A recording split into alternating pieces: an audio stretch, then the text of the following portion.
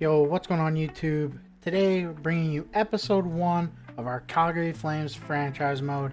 In this first episode, we're just going to go over setting up the franchise mode, all the different settings I'm going to be using, as well as showing you the roster, going through the lines, AHL prospects, and see what direction we're going to take this franchise in. So here we are at the career part. Just going to do the first initial setup. Owner mode, we're going to shut off. Fog of War, we're going to keep off for this first Flames franchise mode. Maybe in the future, if it's something you guys are interested in, we can turn on. It's not something I'm very fond of, so for now, we're going to leave that off. Player morale, I will leave on though. I think it's a pretty big factor. And then, if we're tanking and vets don't want to be here, they're upset. I think that's a cool aspect to have in. And CPU trades, we're obviously going to leave on. So now here we go into the rules and settings. I'm just going to start with the quick settings. We're going to set the period length to 20 minutes, even though I don't think it matters. We'll leave difficulty on Superstar. We'll leave cap penalties on. Autosave on. Draft pick ownership will be authentic. Salary cap on. Trade difficulty hard. Just going to want this initial rebuild to be a little bit of a challenge if that's the way we decide to go. So keep trade difficulty on hard. Waivers on, and then Fog of War and relocation off. Those don't matter for us in this first one. So now into the advanced settings. Head coach edit lines, we're going to shut that off. NHL injury returning warning, it's going to be fully healed. I don't want players to come back playable because then they will just inevitably get injured again. Same thing with the minors. The head coach is not touching those lines, and fully healed. Auto rotate goalies on. The sim engine scoring, we're going to leave that on high. I want to see lots of goals, high points, like a high scoring league. The draft class quality and the generator prospect quality, we're going to leave on medium. I want rebuilds and retools to be a struggle. I don't want us to just get 5 really great, amazing prospects in the first 3 drafts and then be set. I want it to be a little bit of a challenge. And the sim engine shot frequency, want to leave it on high to hopefully balance the sim engine scoring being high to get goalies with good stats. We want elite goalies to be elite. So now, one last thing. Only thing I'm going to change in the sliders is the injury occurrence. We're going to turn this down to about 11. That way, with injuries being on, at 11, they still happen. So it's something you have to plan for.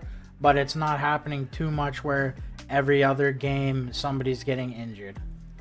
So here we are, all loaded in. You can see first preseason game, Calgary versus Edmonton, the Battle of Alberta. You love to see it. First things first we're going to do is look at edit lines, see what the AI has going on here. So we have Huberto, Kadri, and Shengovich. That's going to be our top line. Our best players need to play on the top line.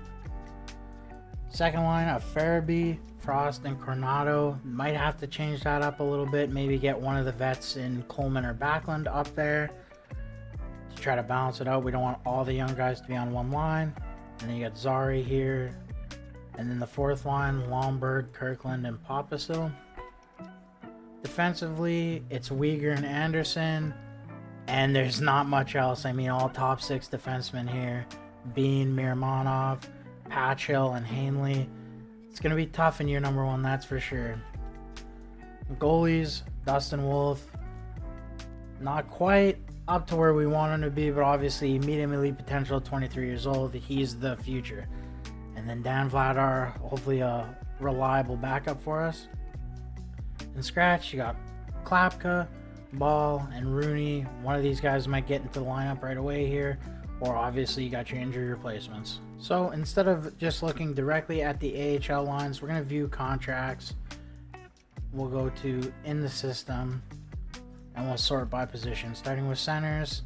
Our number 1 center in the system, Cairns, a 75 overall, top 9 forward potential, probably going to top out at a 4th line forward.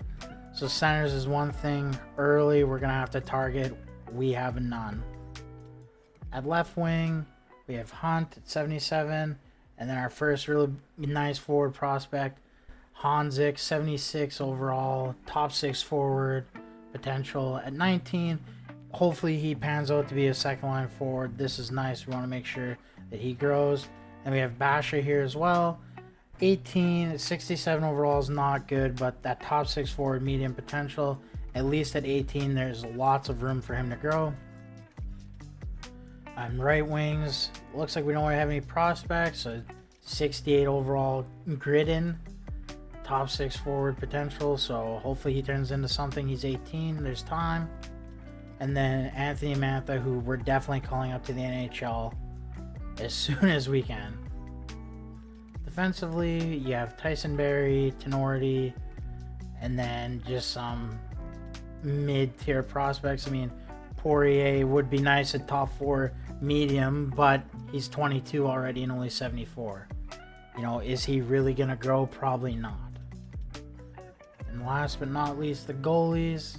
I mean, we have Zarubin at 68 overall, 18 years old. Definitely room for him to grow. 68 overall is not great, but in terms of goalies, that's actually a nice but overall to start. Here we are back at the edit line screen. I did a little bit of adjusting off camera. I'll take you guys through that right now. So the first line stays the same. I think at Huberdeau and Kadri, having that +3 with Sharon Govich is going to be good for them to get some statistical growth and hopefully get some value to possibly be able to trade them off later down the line.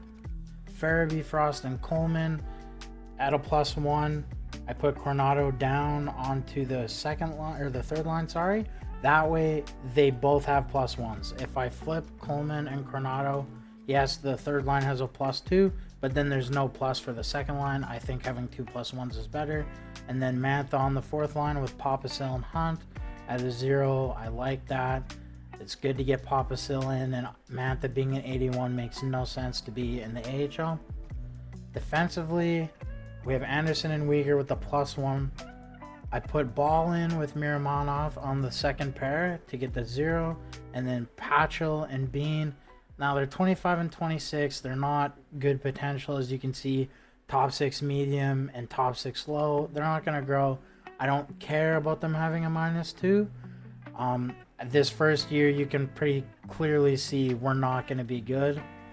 We're most likely going to be rebuilding in the first 2 to 4 years. So I think it's better just leave them at the -2, get Ball and Miramonov with the 0, Anderson and Uyghur at +1, and then hopefully some guys get some statistical growth. And one thing we'll just have to be on the lookout for in trading is to find some top 6 defensemen. We'll look at the power play here quickly. I put Coronado here. The computer had Backlund here. I think it's better to get the younger guy here. This is a +3. It's a pretty good first power play unit, all things considered. Now, I couldn't really mess around with this too much to get this off a -2. I think it's just better to have it be a -2 and have guys like Frost, Zari, and Sharon Govich getting that time. The more ice time, hopefully the more points, so they can get some growth. Because guys like Frost and Zari and Sharon Govich, they are like the guys we want to build around. When we're ready to start competing for the playoffs in 3 or 4 years, they're still going to be here. So it's good for them to get this time. And I didn't change the 4-man penalty or power plays at all. I just left them the same. As you can see, -3 again. It's better for them to get that time. And there's not a lot of adjusting I could do outside of just putting Kadri and Huberdeau here again, and I'm not going to do that. Penalty kill, you have Kadri and Coleman with Uyghur and Anderson for a +3. You have Frost and Hunt with Patchell and Ball for just 0. And then +1, Backlund and Papasil with Bean and Miramonov. It's going to have to work for your number 1. Now, here's just a quick look at the AHL lines. They're going to need some work down here. Very bad players down here. We want to maybe right away in episode number 2 trade away some of these scratched guys, get some contract room freed up, and check out free agency and maybe quickly bring in some high AHL talent to get Hanzik playing with good guys. This is our best prospect in the AHL right now, and we really want him to grow. Here's the defense. It doesn't look that good either. You have Barrie with Solyov, Tenorti with Kuznetsov, and then Poirier with Hunter. Not even going to try to pronounce that last name. This guy is our best defensive prospect in the AHL right now. Yeah, top 4 D at 70 overall. I think we really want to get this guy growing. And then for goalies, we have Walteri Ignatiu, 24 years old, 70 overall, AHL starter high. He's not going to grow in anything. And then I put Kirill Zarubin in to be the backup since he has potential. I want him to get some games in and play. The only other option would be another 70 overall goalie with no potential. And just quickly here, before we get into looking at our coaches, I just want to show you guys the trade value we've got working with here, just so we can get an idea of who we can trade and maybe what they can bring back if anybody wants to leave any suggestions. And obviously we need to highlight our number 1 prospect. This is our franchise defenseman of the future, Zane Parekh, 72 overall, medium elite at 18, already has superstar abilities. This is the future on the back end for us. We want to take him slow. We're not going to rush him. Obviously, at 72 overall, he's not coming into the NHL. He's going to stay in the CHL. He's going to grow, and hopefully by the time he's 20, he's 81, 82 overall, and we can work him into our top 4. As you can see here, you have Kadri and Huberdeau. Both have no move clauses, so we would have to get them to waive. I don't know if they expire or if they have those for their whole contracts. Yeah, so 2 years we have to keep Kadri, and then he's got a 13 team no trade. And Huberdeau, we're stuck with him if we can't get him to waive for 1, 2, 3, 4, 5 years. It's going to be a long time. At $10.5 million for those 5 years, we are really hoping that him and Kadri can get some good chemistry, and if Huberdeau gets up to 88 to 90 overall, then that contract doesn't look so bad. You can see here, Coronado, Hanzik, Zary, Sharangovich, all around the same trade value. Hunter as well is right there, and then Frost and Farabee, because they're a little bit older. At 25 and 24, they're just a little bit lower down. And then goaltending wise, we obviously have Dustin Wolf, and then not much else. And for draft picks, so we have our first and the Devils first, and no second here in the first year. And then in year number 2, we have our first as well as Vegas is first, which is going to be nice for us. And then just the standard picks the rest of the way through. So taking a look at our coach, Ryan Huscott. Now, real life coach, I love that they added that to the game, but team fits 53%. And as you can see, the guys we want to keep, Uyghur, Anderson, Huberdeau, we're invested in him. We want him to be a good fit. Coronado, Zary, Ball. There's no good fit. So I think for year number 1, we just keep Huska because there probably isn't anything better. But as soon as coaches start to get fired, we have to look at that. One thing we want to make sure is we're at a 60% team fit at the least. That's how we're going to get those +3s and hopefully some +5s through our lineup. And then our AHL coach, we're going to possibly fire right away. I don't care about his offense, defense, power play, penalty kill. What I care about is the teaching and the coach influence, because hopefully we're going to build up a nice prospect pool, and those guys are going to play down there, and we want them to grow. And the teaching and the influence is how that's going to happen.